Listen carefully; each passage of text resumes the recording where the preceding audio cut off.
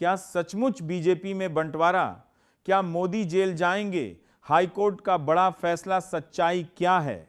दोस्तों, आज का माहौल ऐसा है कि एक व्हाट्सएप मैसेज से सरकारें गिर जाती हैं, एक यूट्यूब थंबनेल से देश हिल जाता है और एक ब्रेकिंग से सच्चाई बदल जाती है। लेकिन लोकतंत्र में सच्चाई बदलती नहीं, उसे बदला जाता है। पहला सवाल, क्या बीजेपी में सचमुच बंटवारा है? भारतीय जनता पार्टी देश की सबसे बड़ी राजनीतिक पार्टी, इतनी बड़ी पार्टी में मतभेद होना अस्वाभाविक नहीं है। हर दल में गुट होते हैं, हर दल में नेतृत्व को लेकर चर्चा होती है, लेकिन मतभेद और बंटवारा में फर्क है। क्या कोई आधिकारिक घोषणा हुई? क्या बड़े नेताओं ने इस्तीफा दिया? क्या अलग पार्टी बनी? अगर नहीं तो बंटवारा शब्द एक राजनीतिक अतिशयोक्ति हो सकता है। अंदर की राजनीति फुसफुसाहट या विस्फोट। राजनीति में असहमति अक्सर बंद कमरों में होती है।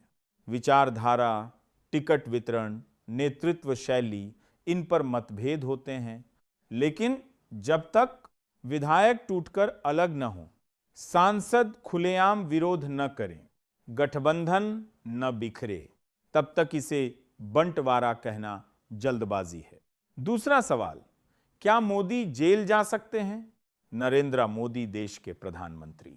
भारत का संविधान प्रधानमंत्री को विशेष आपराधिक छूट नहीं देता, लेकिन किसी भी व्यक्ति को जेल तभी हो सकती है जब अदालत में मामला चले, आरोप सिद्ध हो, सजा सुनाई जाए।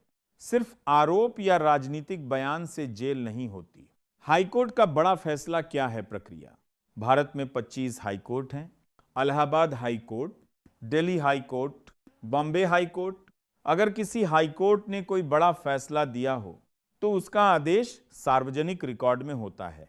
हाईकोर्ट चुनाव रद्द कर सकता है, जमानत खारिज कर सकता है, जांच एजेंसी को निर्देश दे सकता है, लेकिन सीधे प्रधानमंत्री को जेल भेज देना, यह एक लंबी कानूनी प्रक्रिया के बिना संभव नहीं। इतिहास क्या कहता है? भारत के इतिहास में प्रधानमंत्री पर कानूनी संकट आए हैं। इंदिरा गांधी का चुनाव इलाहाबाद हाईकोर्ट ने रद्द किया था। उसके बाद आपातकाल लगा, इतिहास बदला, लेकिन वह एक न्यायिक फैसला था। कानूनी प्रक्रिया के बाद राजनीतिक नैरेटिव बनाम कानूनी हकीकत। आजकल यूट्यूब की राजनीति में मोदी गए, सरकार गिर गई, जेल पक्की जैसे थंबनेल आम है, लेकिन अदालतें थंबनेल से नहीं चलती, वे साक्ष्य से चलती हैं। अगर कोई केस हो तो क्या होगा? मान लीजिए कोई गंभीर आपराधिक मामला अदालत में है तो प्रक्रिया होगी फर, जांच, चार्जशीट, ट्रायल, फैसला। अगर दोष सिद्ध तब सजा, अगर बरी तो राजनीतिक आरोप खत्म है। सुप्रीम कोर्ट की भूमिका, सुप्रीम कोर्ट ऑफ इंडिया अंतिम अपील की अदालत है।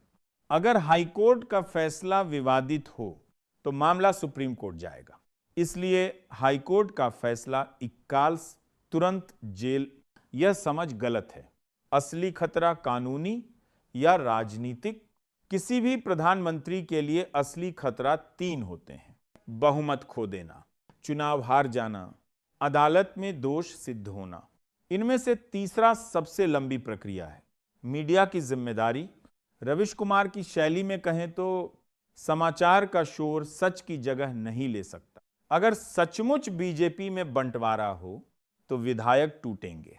अगर सचमुच जेल की नौबत आए तो अदालत का आदेश होगा। तब तक हर ब्रेकिंग को प्रश्न की तरह देखिए, घोषणा की तरह नहीं। लोकतंत्र में डर नहीं, दस्तावेज बोलते हैं। दोस्तों, लोकतंत्र में कुर्सी जाती है, वोट से; जेल होती है, फैसले से; बंटवारा होता है, संख्या से, न कि यूट्यूब के शीर्षक से।